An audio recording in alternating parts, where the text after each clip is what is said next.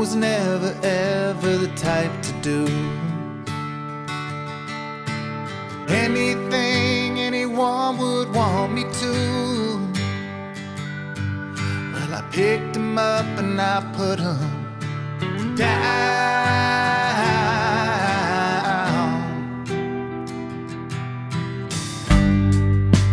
Everything I did, everything I didn't do was the same.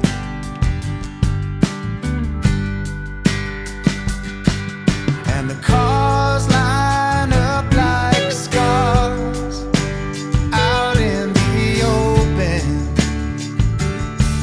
and the hills are full of stars, barely coping. I'm out here just living on the edge of everywhere. Nah, nah, nah, nah. Everywhere. Nah, nah, nah, nah. Perfect. Yeah, how's it going? I mean, nice to see you. Nice to see you, Doug. Nice to meet you. You know, Doug, I have to tell you, I feel like I have spent the entire week with you because I've listened to Edge of Everywhere on repeat. Fantastic, by the way. You know, Thank called you. Comfort. And I paint, so I put on Body Gray exclusively when I paint. I listen to the BBC stuff for the past 5 days. So basically, I'm full of Doug Levitt. I am Doug. Wow. You don't get the bad side. You don't get the, this is all the best. All the best side. I appreciate that very much. Absolutely, Doug. But Let's see if I can just turn you up a little bit on my, Yeah. to your side. all right. Sorry about that. No worries, Doug. So look at that beautiful. So you paint? I do a little bit. Not well, but yeah, Well, that's great. Painting's great. absolutely, Doug. And that beautiful compound that you are in, is that in Nashville? Where are you right now? This is in, I'm in California, Los Angeles. Beautiful. Yeah. So Doug, I have to start with this. You know, like, what is the dream? What is the goal? And the reason why I ask is because, like, what you're creating, I mean, your career and the stories that you're telling, and with this album, are, and I don't use this word often, Doug, transcendent. I feel like the goal here, you know, is more than having a hit record or topping the charts. I feel like it's really, like, on a human level, just create something very, very, very deep, right? Well, I mean, it's a really great question and really appreciate it as well. And it's funny, you know, there's a strain of reflection or rendering in different forms that exists throughout, you know, history in different places, and certainly in the U.S. And so I've drew my inspiration from folks like Woody Guthrie, but even in, you know, photography, you can see things by Walker Evans or Robert Frank or, you know, Emerson, if you're going further back than that, or way back, you know, to the bards who traveled between fires in the desert. If you're going way, way back. But I think my goal, in a sense, has been to reflect more of America, but beyond that, I guess the human condition, but America, really from the margins in. And that's only to say marginalized in terms of the attention that's given different populations. But that population exists throughout the entire country, and it is a through line in all of our life, public life. Sure. So that's really part of the goal. Yeah. Very well said, Doug. And, you know, you mentioned Woody Guthrie, you know, big influence on you. I mean, heck, Bob Dylan, Springsteen, Johnny Cash, they said they wouldn't be who they are if it wasn't for Woody. When people say, Doug, and I'm curious because you're so well-traveled, you have such a great career, you know, journalism, the whole thing.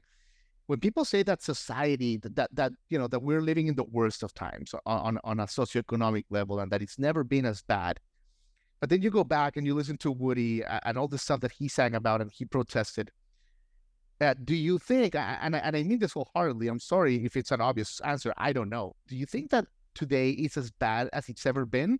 Or has it always kind of like just been the problems of the time, you know? That's another great question. And I think that I guess it's all relative. If you're the person that's struggling most, you're struggling most. And on the bus, people measure security not in, months and years necessarily, but in days and weeks. And that's true for a lot of people. You're right. Throughout history, throughout other countries, all the time. And so, in fact, I've been traveling all this time, and on the one hand, it's gone through successive presidents, different parties, different parties in congressional power, different all of that stuff. And yet the life of people who are struggling most, that remains. Yeah. And that's, that's maybe a function of living in a, capitalist democracy, or, and all the things that grow out of that. But I will say one thing, though, which is right now, especially now when there's so much talk about how divisive things are, and how, much anger and all of that. Look, all of that is true. I mean, the fissures and the cracks in our society are deep, and they're substantial, and they're real. And in a political season, and given everything at stake in the country, and the people in play, right? It of course is true.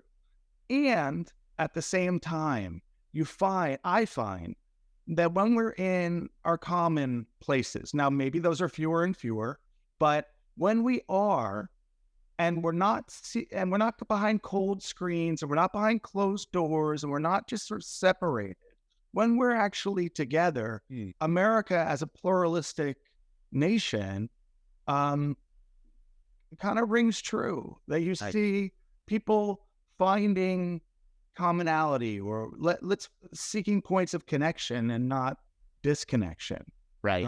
So that exists as well. And I think it's an important thing to remember, because the other side of this is only going to ramp up more and more and more. And rightfully so on one level. Absolutely. These things are really important. And seeing our common humanity is also important. Wow. Very, very well. So many great things to unpack there. Thank you so much, Doug. That's great. But yeah, I mean, for example, like, nobody says, the idea being that, like, in a way, some of our, there are institutional forms of racism and segregation that exist. And those are real, but in some ways, our differences are context-based. Like, we go to sports. Nobody's saying, "Are you a Republican Rams fan? Are you a Right. where we connect around a thing in that space, and so nobody's really looking at the differences. So that's just to say, like, there are examples of our kind of commonality, and it's important to recognize our civic, society. I agree. I love to hear that, because you have a unique perspective. And Doug, for my audience that may not know, before you were a kick-ass, singer-songwriter, you had a great career in journalism. I mean, people can look you up. You were a correspondent in places like, Iran, Rwanda, Bosnia for ABC News, CNN. I mean, mega accomplished, an excellent journalism that you don't see nowadays. What was that breakthrough, Doug? And I'm sorry if you get asked this a lot, but like that moment of clarity where you were like, you know what, I love what I do, but my calling is just music, Well, it was probably less of a breakthrough than a breakdown, which is that I found myself, I was like seeking, these kind of brand name, these things that I was doing, and I was engaged in the work, and and ultimately I knew underneath I was an artist, and that I wanted to be an artist, and I was doing well enough that I thought, oh, if I don't do this now, it's not going to happen. But the reality is, not to get too therapists cherish. But I had kind of put on layaway in a sense. I had lost my father to suicide when I was 16. Right. And I kind of just was like, oh no, I got this, no, but yeah. And I do think there was something about, reaching a point in my later 20s or, into that realm, and where I thought, oh, that I came to see some depression that I hadn't seen in myself before. And it just scared the shit out of me. And I sort of tied it to this lack of, my father's demise in a way was a lack of expression. So it was all sort of like tied in. So I think that actually played a role too, where it was like a fear of not doing it was greater than the fear of doing it. I mean, of course, my family was like, whatever. People were like, what happened to Doug? Because I just shifted my life. I moved to Nashville and just started on a whole new, adventure. Yeah, that is so interesting, Doug. And not to go into your father's chapter thing, but what was, do you think a part of like post your father's death, that like, your early 20s, your mid 20s are not the normal kind of like go to college and, go to a frat house kind of 20s. You were like covering like civil conflicts across the world. Do you think that was like maybe just part of like, kind of like putting your feelings aside that later resurface or something? Oh, I think you're right. I mean, in a way, I thought I put myself in very difficult situations. So it would draw all of my faculties to just deal with where I was and to try to navigate that. So that really drew a lot of my attention, I think, if I understand the question. Yeah. I'm not a psychologist. It's just like, it just trickled my, my curiosity there. No, that's exactly right. And in some ways, maybe the Greyhound journeys have been like that too. But what I have found is that there is a natural tendency to share your story when you're seated next to someone. And maybe it's the, rumble of the wheels that are kind of hypnotic, or maybe it's the, you probably are never going to see this person again, or even the cultural differences between you, or there's a kind of, and it gives us an opportunity to, a way to recap our lives, or like, all right, we're, framing our experience for a new person.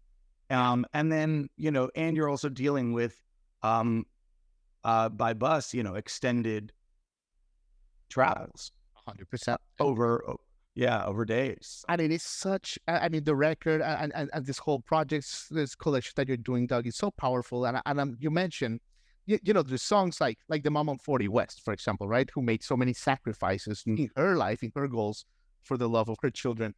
Yeah. But I was wondering, Doug, if you start seeing patterns, because you have seen so many people, so many routes. Do you start seeing patterns with like people's stories, that it doesn't matter the race or the name or how they look like, but you start identifying like how like one setback could become this comeback, or kind of like just recognize patterns? Yeah, absolutely. And I will stop saying good question, but that's a really good question. Thank you, Martin. Coming from you. You do. And then, and when you do, this is saying something about, the human experience. And, right. And so we're all the same, right?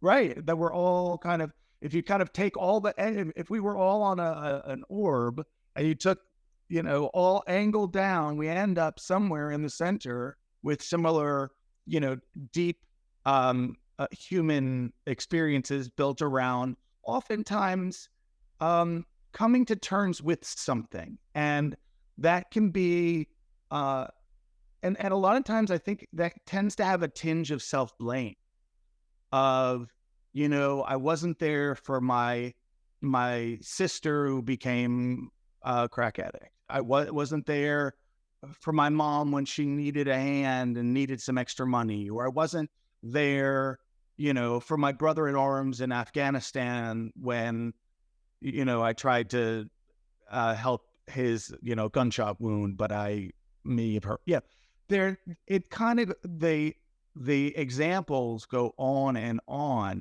those are the things that in our private thoughts are the things that haunt us. And Lord. and I think that there is something about when you hear somebody else blaming themselves for something, the natural tendency is to say, well, that's not on you. Well, like that, you can't, that's not on you. And if you keep saying that over and over again to enough people, because that does happen, then you start to think, wait, maybe this isn't on me either. Like maybe the same thing kind of has to be true. You find a more compassionate, a more compassionate voice. And then I think the other thing is coming of age, and not just coming of age once, but coming of age a few times in life. It's said we come of age once, but we probably do it a couple times or a few times, in life, and or at different junctures. Sure. And so all of these things have, they resonate with me, and I think in a way I kind of look at the loss of my father at this point. I mean, not that I have a choice. You kind of have to sort of turn the frown upside down with these sorts of things, but I realize that it's made me more permeable to other people's stories. Like it's made me more maybe able to access some of the more painful places, and while I'm songwriting and that kind of thing. Right. But I do want to give you credit there, Doug, just because people all the time, they suffer unimaginable tragedies and very difficult things, and when you read about the people that have changed the world and achievers, you name them, who they are. There's actually a really good book about this called David and Goliath. But by Malcolm Gladwell. But it's the people that have been able to turn their obstacles into light, and that requires a special kind of resilience and grit. So I do want to give you credit for that, Doug, because not everybody does it. So kudos to you for that. Well, I appreciate that. Thanks. And absolutely very much. And thank you for your time. I know you got a lot. No, I'm enjoying this. I appreciate it. Thank you, Doug. I want to ask you about Guitars for Best, but right before, I'm just curious, were you ever scared in a bus?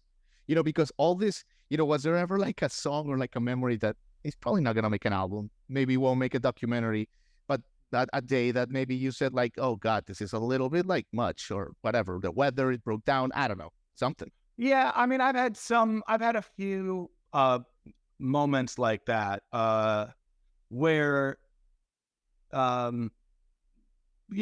guy who sat down next to me, and I was like, I had seen on his left arm, he looked really imposing, a big dude, and it was like the middle of the night, and I saw some tats on his left arm, and they were like maybe something Nordic, and I was like, oh, nice tats, just trying to make say hi, and then like the lights started to come on, and I saw he had a whole other tat that was a Hitler tattoo from his elbow to his rib. Yeah. And and I kind of wanted to be like, hey, I mean, I like nice tattoos on the left arm. On the left arm, nice tattoos. Not so much on the right. Yeah. And there were no other seats on the bus, and we ended up talking, and you kind of gather how he ended up in prison, and then with the Skins, and then end up as a neo-Nazi. I mean, you can kind of see, all right, that's maybe how that was his path. And then there was a guy who I kind of tracked down, who I met on the bus, and when we met back up, he was just it was just off. The whole situation was off. Oh, wow. And I just found myself in a spot where I realized, like, this is. Yeah, your radar was just, I got you. Yeah, exactly. I like living, mostly. As these things go. If you're going to choose. Oh, my God, Doug. Well, thank you so much for your time, Doug. You've been awesome. Let me leave you with this. I mean, the proceeds from this, from your tour that you're going to do in Europe in June and July, but also part of the album proceeds are going to go to this great partnership that you did with Guitars for Vets. Tell us a little bit about that, if you don't mind. Thanks, honey. Yeah, it's a fantastic organization that does essentially what it says. I mean, they provide guitars and lessons for veterans dealing with PTSD, and they're trying to combat veteran suicide, which is, I think at this point has killed more people, more soldiers or ex-soldiers than a number of our wars, than any other war, I think.